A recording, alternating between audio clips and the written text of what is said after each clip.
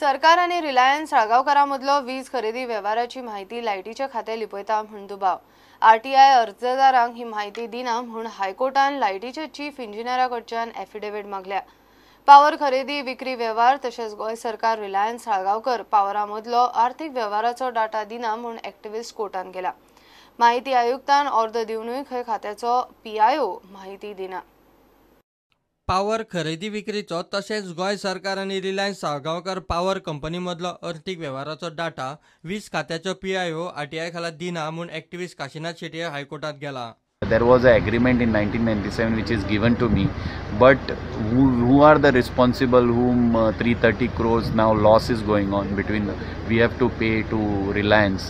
Now two officers of the Reliance were brought in our department and they won the case. This all has to be investigated. Who was, because this will come in our bill, it will be 330 crores will be taken off from our bills like we are consumers. So I am asking for the investigation of that and RTI of that. They are not ready to give. They are saying that information they want to suppress it.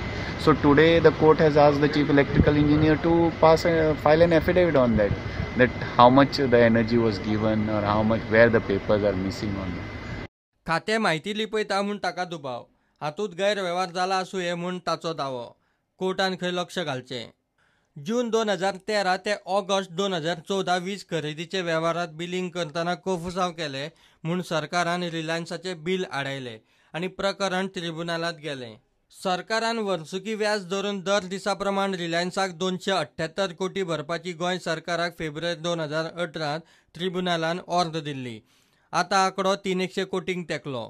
ऑर्दी आड सरकार कोर्टात गेला आनी सरकार ऑर्द पाळिना म्हूण company कोर्टात। ते फाटभुंयेर हे प्रकरण उप्रासला। हायकोर्टान केस 23 ऑक्टोबराक दवरल्या। प्रुडंटा खातीर सिनियर रिपोर्टर मुकेश कुमार। आसय दोंगरेर पार्क केल्ल्यो गाडयो तवनासांनी फोडल्यो। गाडयेचे पेपर व्हेले, काय पेपर पिनून उडयले। थंयचो लोक म्हणटा गाडयो पार्क करतात ते सुवातेर रातचे पिवंक बसतात। तांचेच कर्म, फातोड जायसर पिवंक बसतात। फातोडेर कामा धंद्यांक वचपी बायलांचेरूय हात घालूंक ते लोक फाटी फुडें पळोवचे ना। पुलिसांनी तांकां उपाय काडचो।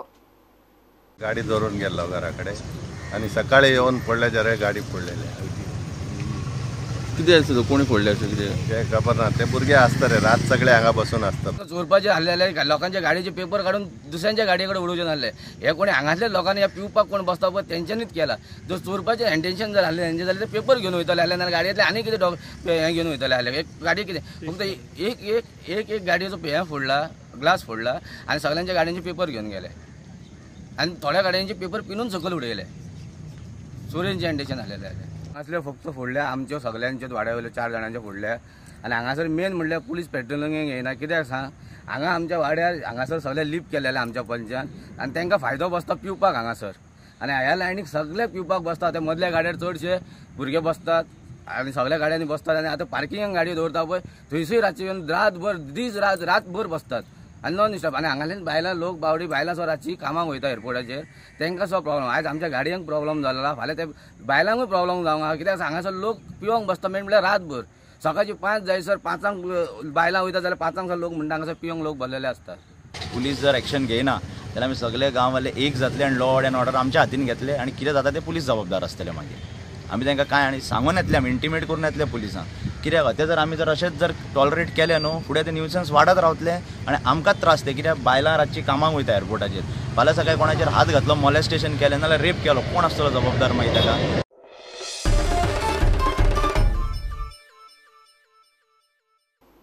घेऊया एक कमर्शियल ब्रेक।